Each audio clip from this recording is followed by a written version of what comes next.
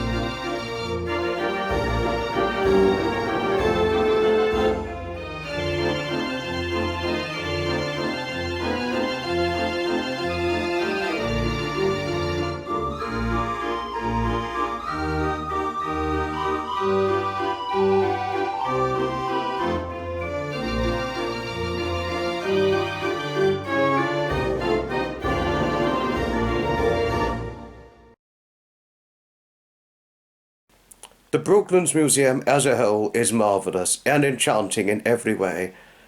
But the London Transport Zone, it's brilliant and marvellous and worth seeing in every way. Yes.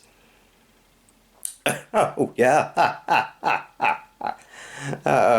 To be honest with you, to be truthfully honest with you, every part of Brooklands Museum is marvellous. Every part of it, everything that it's got to do with it is marvellous. Even the London Transport Zone.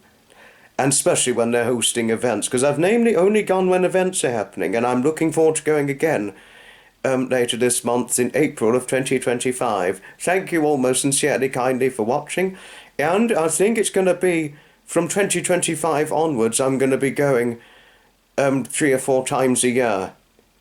I would think I'm going to make it happen from this year onwards, after the 23rd of March, to go 3 or 4 times a year to Brooklands Museum, whether there's an event going on or not. I may not attend 4 Brooklands events every year, but I'll certainly try and go 4 times a year, or maybe even 5. I have that big intention to push through with that. Thank you all most sincerely kindly for watching. Brooklands Museum, here we go for 2025. Ta-ta for now, good night, and may your God go with you, as the late Captain Graham the Baron Hesketh used to say, and goodbye, and may happiness be knocking kindly on your doorstep.